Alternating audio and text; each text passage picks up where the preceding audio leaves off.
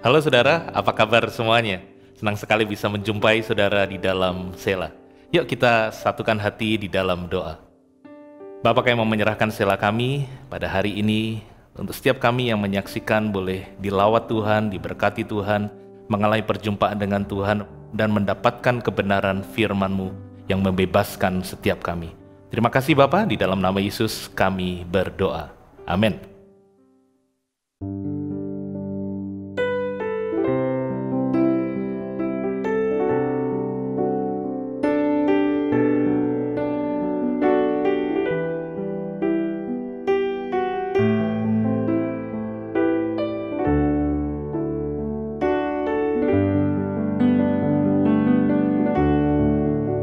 Seorang anak telah lahir untuk kita, seorang putera diberikan,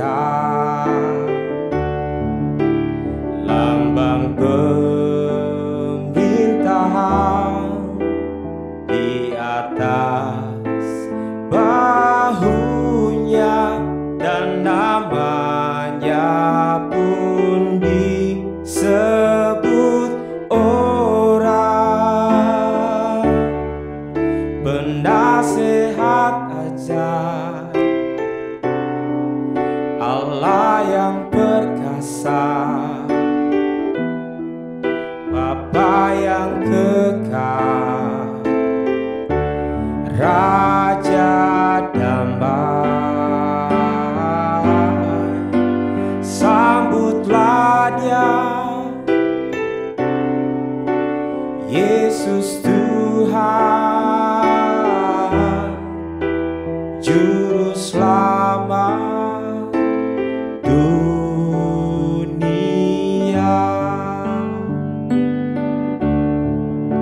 Seorang anak telah lahir untuk kita, seorang putera diberikan, lambang pemerintahan di atas bahunya, dan namanya pun disebut orang penasehat ajaib, Allah yang perkasa, Bapa yang kekal, Raja damai. Sambutlah Dia, Yesus Tuhan, Juru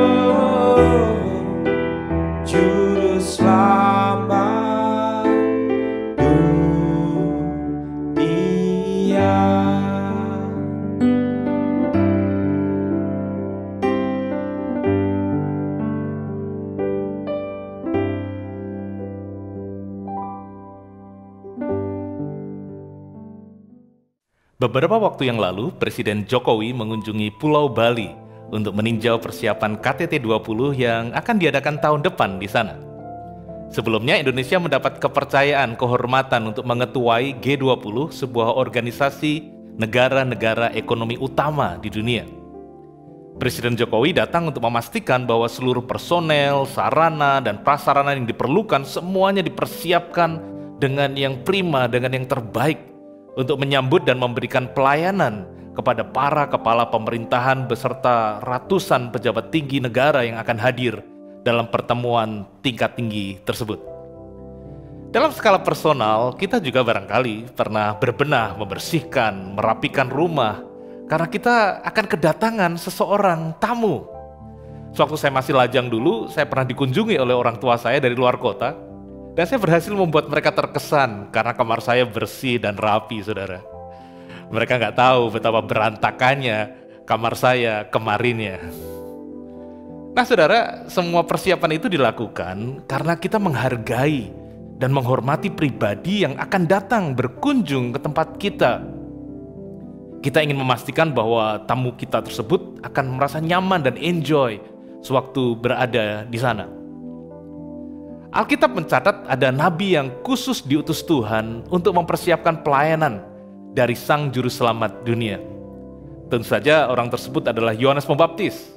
Mari kita membaca kisah tentang orang yang luar biasa ini, di mana Yesus sendiri pernah berkata bahwa sesungguhnya di antara mereka yang dilahirkan oleh perempuan tidak pernah tampil seorang yang lebih besar daripada Yohanes Pembaptis.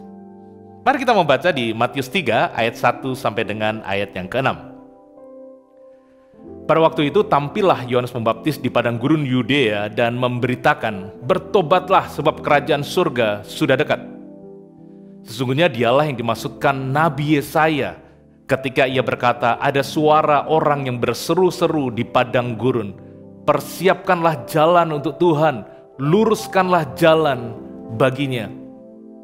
Yohanes memakai jubah bulu unta dan ikat pinggang kulit, dan makanannya belalang dan madu hutan. Maka datanglah kepadanya penduduk dari Yerusalem, dari seluruh Yudea, dan dari seluruh daerah sekitar Yordan, lalu sambil mengaku dosanya, mereka dibaptis oleh Yohanes di sungai Yordan. Ada beberapa hal menarik yang kita bisa petik dari ayat-ayat tersebut, saudara. Yang pertama, sepertinya Yohanes Pembaptis melayani di tempat yang kurang tepat. Mengapa dia tidak melayani berkhotbah di Yerusalem atau di kota-kota lain? Salah satu mantra marketing yang pernah terkenal adalah location, location, location. Karena lokasi yang tepat akan sangat menentukan keberhasilan sebuah usaha. Tapi mengapa di padang gurun? Mengapa di tempat yang sepi dan yang tidak ada banyak orang di sana? Jawabannya adalah karena Yohanes Pembaptis memang sedang menggenapi rencana Tuhan, seperti yang telah dinubuatkan oleh Nabi Yesaya bahwa akan ada suara orang yang berseru-seru di padang gurun. Nah, saudara, sebagai informasi, padang gurun Yudea itu terletak di sepanjang sungai Yordan dan di tepi Laut Mati, dan lokasinya itu di sebelah timur dari Yerusalem, saudara. Padang gurun ini bukanlah wilayah yang sama sekali nggak berpenghuni, bukan. Tapi karena kontur yang bergunung-gunung, berbatu-batu, maka hanya sedikit penduduk yang tinggal di sana. Ada pemukiman warga di sana-sini, tapi populasinya sangat kecil. Gambarannya di masa kini barangkali padang gurun itu seperti wilayah pedesaan di lereng gunung yang jauh dari hiruk-pikuk kota besar. Di tempat seperti inilah Yohanes Pembaptis berkhotbah dan memulai pelayanannya. Barangkali dari segelintir orang yang mendengar khotbah Yohanes Pembaptis itu, kabar itu lambat laun tersiar, menjadi viral, menyebar ke wilayah sekitar padang gurun Yudea. Sehingga pada akhirnya penduduk dari Yerusalem, dari Yudea dan sekitar sungai Yordan berduyun-duyun datang ke sana, ke padang gurun. Mereka datang untuk mengaku dosa, bertobat dan memberi diri dibaptis di sungai Yordan. Saudara, dalam setiap area kehidupan, faktor Tuhan selalu menjadi penentu, menjadi faktor pembeda. Tempat yang kurang ideal seperti padang gurun ternyata tidak bisa membatasi kuasa Allah untuk bekerja dengan luar biasa. Siapa yang menyangka orang-orang kota mau pergi jauh-jauh ke padang gurun untuk bertobat dan dibaptis? Hal kedua yang menarik untuk kita cermati adalah tentang pesan yang disampaikan oleh Yohanes Pembaptis. Pesannya sangat jelas, bertobatlah, sebab kerajaan surga sudah dekat. Yang kemudian dilanjutkan dengan persiapkanlah jalan untuk Tuhan, luruskanlah jalan baginya. Berita yang membuat orang kota datang ke padang gurun bukanlah berita yang enak didengar telinga tentang berkat, tentang kebaikan Allah, tetapi berita tentang pertobatan, saudara. Pertobatan adalah seruan untuk meninggalkan dosa dan berbalik kepada Allah. Pertobatan bukanlah sekedar perasaan bersalah dan menyesal karena dosa, tapi sebuah kesadaran mental bahwa apa yang dilakukan itu salah dan dia memutuskan untuk berubah. Alasan mengapa mereka perlu bertobat adalah karena kerajaan Allah, kerajaan surga sudah dekat. Apa yang dimaksud dengan kerajaan surga sudah dekat?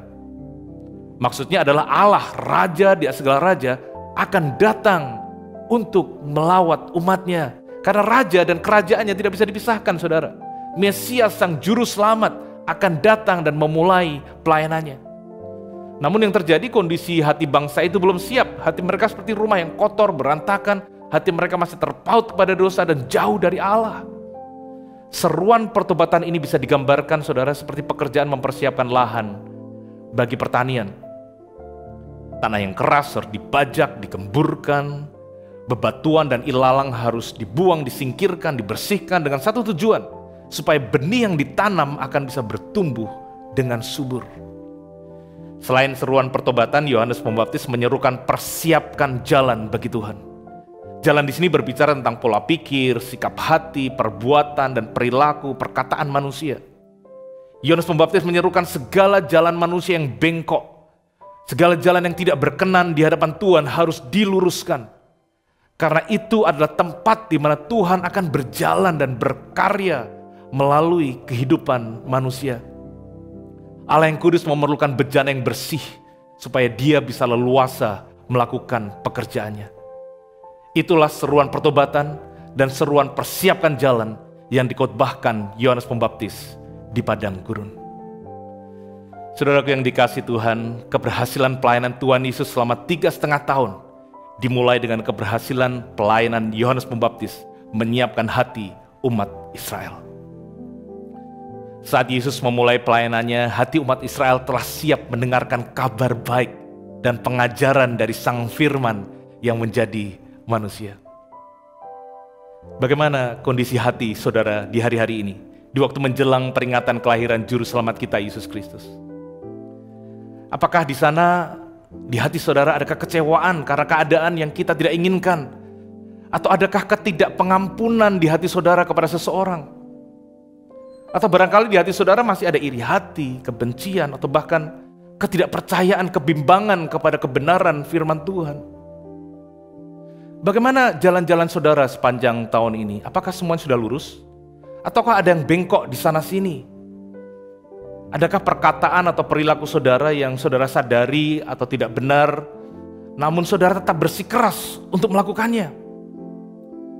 Menjelang akhir tahun ini saya mengajak kita semua, yuk kita melakukan langkah pertobatan. Dengan pertolongan Roh Kudus, mari kita tinggalkan hal-hal yang tidak berkenan di hadapan Tuhan dan memulai mengarahkan hati kita kepada Dia. Mari kita tinggalkan cara-cara kedagingan dan pola pikir yang duniawi, yang menentang pengenalan akan Allah. Dan mari kita mulai memastikan setiap jalan kita lurus, sehingga Tuhan berkenan melaluinya. Ini semua kita lakukan bukan untuk dapat berkat dan kasih Allah, tetapi karena kita telah diberkati dan kita telah dikasih Allah dengan luar biasa. Kita melakukannya karena kita mengasihi Dia dan kita menghormati Allah yang telah terlebih dahulu mengasihi kita. Dan tentu saja juga karena kita mau menjadi alat dan tempat di mana Dia bisa berkarya dan menyatakan kemuliaannya. Saya akan mengakhiri dengan membacakan 2 Timotius pasal yang kedua ayat 19 sampai 21, saudara.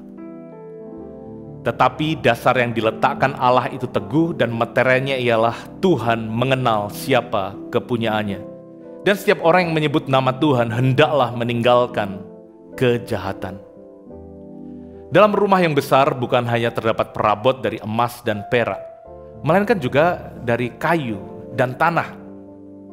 Yang pertama dipakai untuk maksud yang mulia dan yang terakhir untuk maksud yang kurang mulia.